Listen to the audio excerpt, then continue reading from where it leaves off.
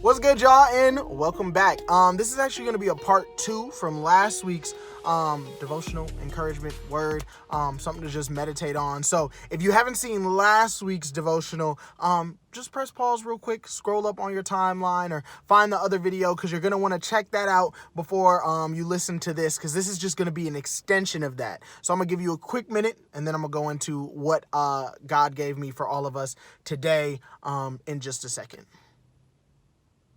Okay, if you're still with me, that means you saw the video from last week. So this week, if you remember last week, we talked about just how God is God, right? Our external situations and circumstances don't dictate who he is, how mighty he is, how holy he is, how perfect he is, how just he is, right? How merciful he is, how forgiving he is, and how that external situation does not influence who God is, but rather we should allow who God is to influence our external situation. And how God is encouraging Joshua with that piece of information by saying, don't be afraid, right? He's telling the children of Israel, don't be afraid. They have horses, chariots, numerous numbers. Don't be afraid. Why? Because I'm with you.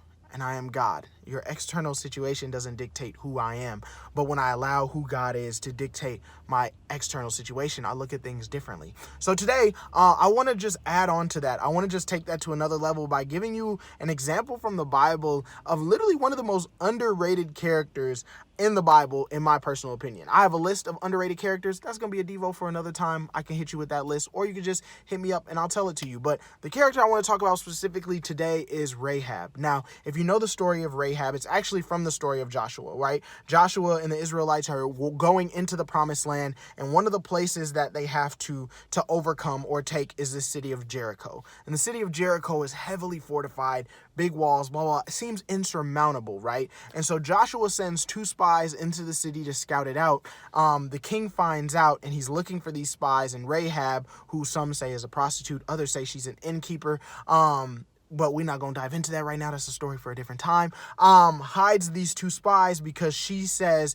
that she has heard what the God of the Israelites has done. She knows that God is the true God, and therefore she pleads that when the people of Israel come, she asks these 2 spies to protect her and her family as a repayment almost of her kindness in hiding them. Now, why do I bring up Rahab?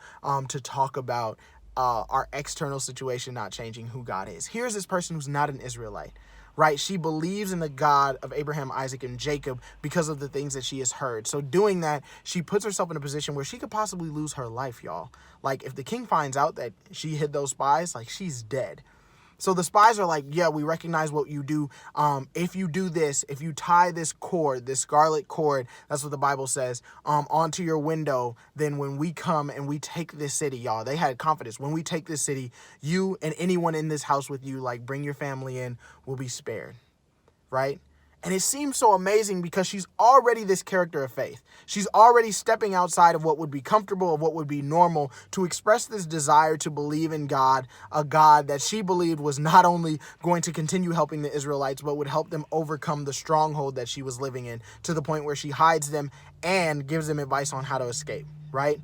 And it would be awesome if the story just ended there. But I was thinking about this the other day, that even though the Bible doesn't talk about this, I just want you to take a minute to think about what it must have been like for her as the children of Israel, like, went along the process of taking Jericho.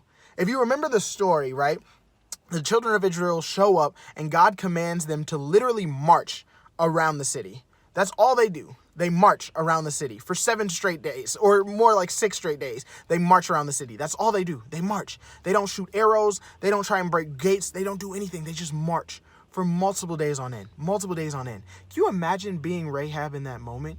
Here you've risked your life. You convinced your family to come into your home because the God of the Israelites is going to come and he's going to help them overcome. And then for days on end, all you see is people walking around the city.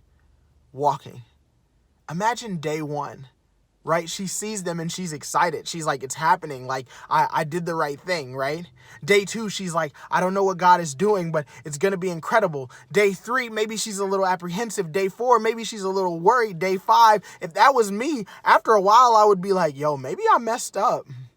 Maybe they're not actually going to take this city. Maybe the God they serve isn't actually that strong or that powerful, but she keeps that ribbon on there. She keeps that hope. Why? Because there's something about the things that she's heard. There's something about this belief that she has that encourages her not only to continually convince her family to stay within the confines of their home on the wall, but it also encourages her to keep on believing in spite of what her external situation is telling her. Her external situation is telling her that these people are nuts. They're not breaking down this wall. They're not conquering the city. Matter of fact, they're not even being aggressors. They're just walking around the city multiple times on end, being laughed at, mocked. For those of you who've seen the VeggieTales version, right, there's a whole song about it. But yet she maintains this faith, not saying that it wasn't shaken at times, but she holds on to this belief of who God is in spite of the external.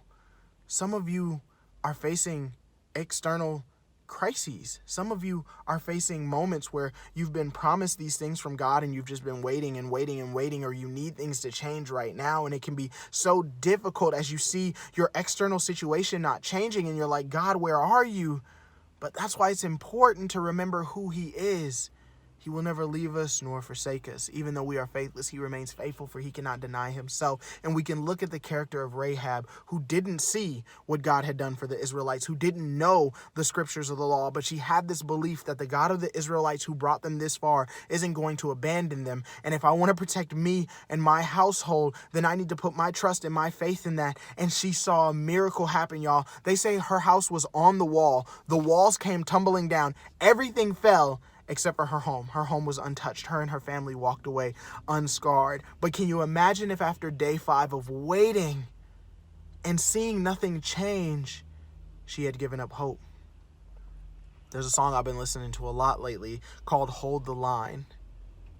Are you willing to hold the line, believing that God is who He says He is?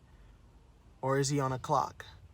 And once that clock hits a certain amount of time, we are no longer convinced or persuaded.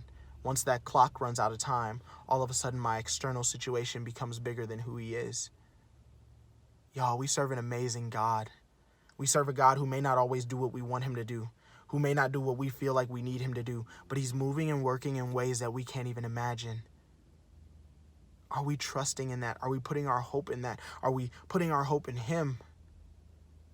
Are we willing to hold the line even when my external situation says otherwise? Or do I allow my external situation to diminish who God is? Appreciate y'all tuning in. I know I went over, but my encouragement for this week is that God is who He is, and there is nothing that you are going through that makes Him any lesser. So put your hope and your confidence in that and run to Him. Love y'all. God bless. Have a good week.